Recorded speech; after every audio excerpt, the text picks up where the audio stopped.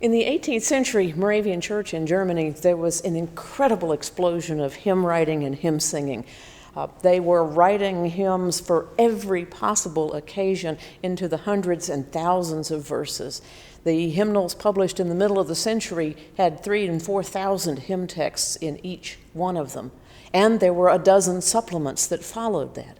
So as you can imagine, it would be hard to keep up with how many hymns there were and which ones should we memorize and how do we play them and how do we sing them. The Elders Conference asked Christian Gregor to take a hold of this huge number of hymns and make some sense out of it. So he did. He spent a number of years editing, looking at what was being used, looking at what was not being used, dropping things that were out of date, revising things, taking stanzas from 2 or 3 different hymns and putting them together into one composite hymn and the like. And the result is the hymnal of 1778.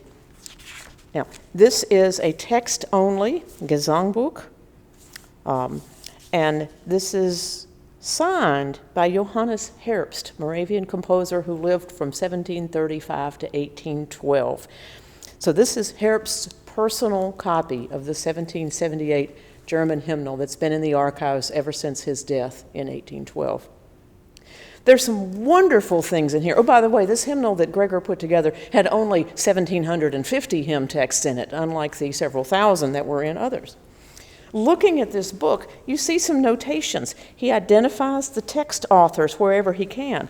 All the ones we've been able to verify, he's correct, he's right. He's underlined some stanzas in red. I don't know why. But then you get to some really interesting things in here. Some of the hymns have little numbers in the margins. There's a little red number down there. There's a little black number down there. So he scribbled all over his hymnal. A number of years ago, Daniel Cruz and I decided we wanted to find out what those numbers meant. So we started digging. Do they relate to his own personal collection of anthems that he copied? Nope, they didn't. Do they relate to the Salem Congregation Collection or the Bethlehem Congregation Collection or the Lidditz Congregation Collection where he served for many years? Nope, they didn't. Do they relate to tune numbers in the chorale book that they would have been used? Nope, they don't. I don't remember which of us had the idea or started to look to find out, but we finally came across what it might be. We're going to look at hymn 1179 in this book. It's written by Louise von Hein.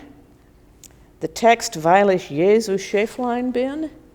You know it in English in 2 different ways. You know it as Jesus Makes My Heart Rejoice, or I Am Jesus' Little Lamb.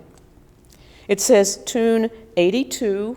We sing it now to 82D, that tune. That's a whole nother topic. But you'll see there's the red number and a black number and some pencil numbers down here. Let's take a look. After a lot of digging and scrambling and thinking and pondering, we discovered that the red numbers identify translations of this hymn in the 1789 English language hymnal.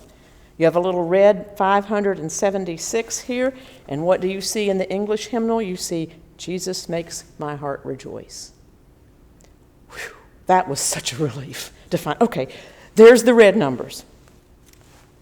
What about the black numbers? There's a black number there, a completely different pen. We thought, okay, we're on to something now. So we looked at other hymnals, and we discovered that the black numbers key us to translations in the 1809 English hymnal. Hymn 768, little black 768, Jesus Makes My Heart Rejoice. That was another exciting day when we discovered that connection. But wait, there are some pencil numbers in the margin. Brothers and sisters, I have no idea what those are for. I can tell you that Herbst's personal copy of the English 1789 English hymnal is in the Moravian Archives in Bethlehem, Pennsylvania. It has numbers in the margins corresponding to the German source of those hymn texts. Why might he have done this? Brother Herbst, German was his natural language. He had been speaking it his entire life, but by the time before his death, many services were being held in English. Maybe he was needing to plan services in English, and once he'd found an English translation of something he liked, he could notate that and plan the service in German, and then go to the hymnals and pull the English stanzas. I don't know that. There's just so much we don't know about this book. This copy, Brother Herbst's personal copy of the 1778 German language hymnal, resides here in the Moravian Music Foundation collection in Winston-Salem.